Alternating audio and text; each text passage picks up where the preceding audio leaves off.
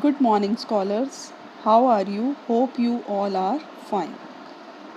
Students, after learning about the history of computer in our previous session, now you are going to learn about the generations of computer. Dear children, we all have different generations of people in our family, like grandparents, parents, and children. Computer also has its different generations. Generation means the production or creation of something. In terms of computer, it implies remarkable development and growth in computer technology.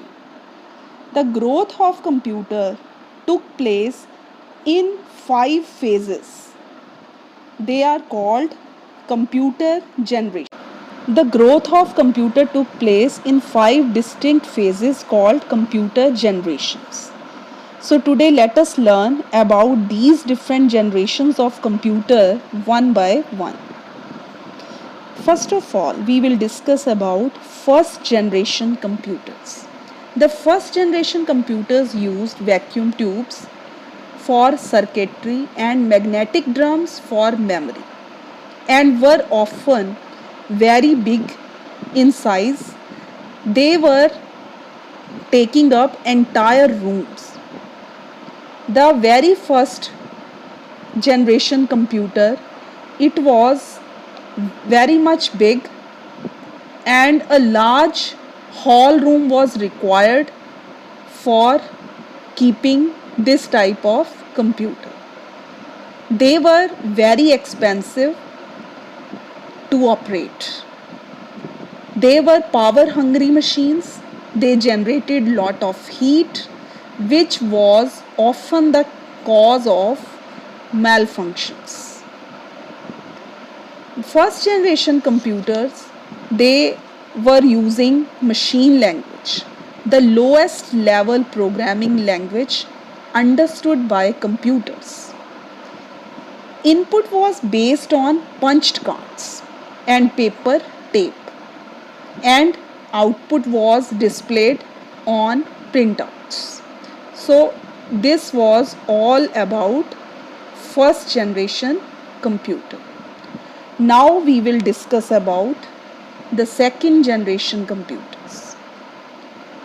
Transistors replaced vacuum tubes. The transistor picture, it has been shown here. One transistor replaced the equivalent of 40 vacuum tubes, allowing computers to become smaller, faster, cheaper, more energy efficient, and more reliable. So in this way, the use of transistors, it has made the computer smaller as compared to first generation computers. Still there was one more problem. Second generation computer were generating lot of heat that can damage the computer. Second generation computer, they were using assembly language, which allowed programmers to specify instructions in words. Second generation computers were still using punched cards for input and printouts for output. Second generation computers stored their instructions in magnetic drums to magnetic core technology. Now we will discuss about another generation of computer, the third generation computers. The development of integrated circuit. The picture of integrated circuit has been shown here. The integrated circuit, this was used in the third generation computers in place of transistors. They are also known as semiconductor chips, which made the computer more powerful and increased its speed and efficiency. Much smaller and cheaper as compared to second generation computers.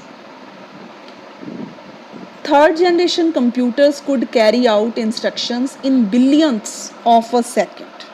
It means they were doing calculations in less time. Third generation computers, they were cheaper as compared to second generation computers. Their size was smaller as compared to second generation computer. Third generation computer used high level languages like Fortran and COBOL. The examples of third generation computers are IBM 360, ICL 1900, etc. Next is fourth generation computers. The fourth generation of computers started in 1971 and they used microprocessor, which is a single chip that does all the processing. The size of computer became very small as thousands of integrated circuits were built onto a single chip. Fourth generation computers, they were multi-purpose computers. They used high-level languages like C, C++, and Java.